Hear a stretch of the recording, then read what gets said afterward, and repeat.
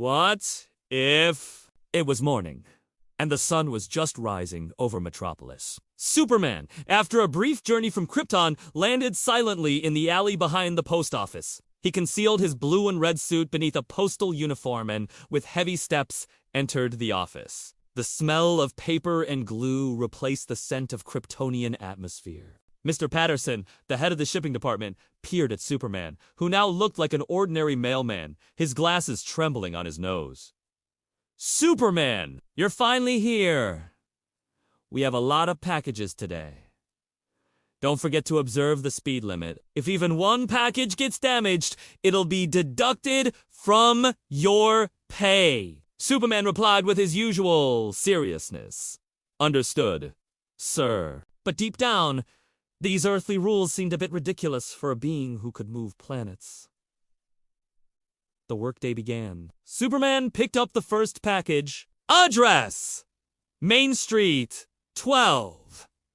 In the blink of an eye, the package was in the customer's hand. The customer stared around, mouth agape, and said, "It was just just a breeze that passed by me." The manager yelled over the phone, "Superman, the GPS report shows you went from the east side of the city to the west in 2 seconds. That's not the speed limit. If you keep this up, the company will be fined." Superman picked up the next package. Address: a tall building across town. The elevator was out of order. Instead of taking the stairs, Superman calmly scaled the side of the building and handed the package to the customer through a 50th floor window.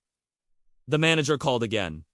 "Superman, through the window. If someone sees you flying, the company's credibility will be questioned. Use the stairs." Hours passed. Superman delivered hundreds of packages. While delivering one to a hospital, he noticed an ambulance stuck in traffic. Without a moment's hesitation, he gently lifted the ambulance over the cars and placed it at the emergency entrance. The ambulance driver stared at him, eyes wide. Superman just nodded and continued on his way. The challenges, however, weren't limited to speed and flight. Once, while delivering a package to a park, he noticed a hot air balloon losing control and falling. He flew to the balloon at incredible speed, caught it with controlled power, and gently set it on the ground. The passengers inside, frozen with fear, stared at him with wide eyes. Superman just smiled and disappeared. But a few minutes later, the manager's phone rang. "Mr. Patterson, your mailman caught a balloon out of the sky." "What kind of service is this?" In the middle of the day, Superman encountered a particular package. It read, "Extremely fragile. Contains antique Chinese vase." Knowing he had to be extra careful, Superman held the package with utmost delicacy. But as he moved at the speed of light, the sudden force of gravity and inertia caused the vase inside the box, despite its secure packaging, to shatter from the intense internal jolts. When he handed the package to the customer, the sound of something breaking could be heard from inside. The customer sadly opened the box and was met with the shattered vase. Superman, for the first time, felt helpless. He could save the world, but not a Chinese vase. The manager called again. "Superman! The report shows package number 73,321 was damaged. That vase was from the Ming Dynasty.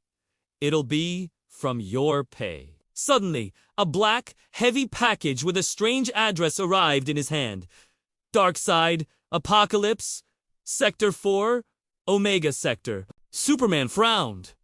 Darkseid? He sped towards the destination. On a dark, fiery planet, Darkseid, with a grim expression, took the package. "Is that all?" he rumbled, crushing the package, which contained a promotional post office pen underfoot. Night fell. Superman, despite all his powers, felt tired. Not from flying or saving the world, but from trying to follow meaningless rules and dealing with the unexpected challenges of a post office. He gently sat on the roof of the post office. The moonlight shimmered on his red cape. He closed his eyes and, for the first time in a long time, fell asleep from the exhaustion of an ordinary workday.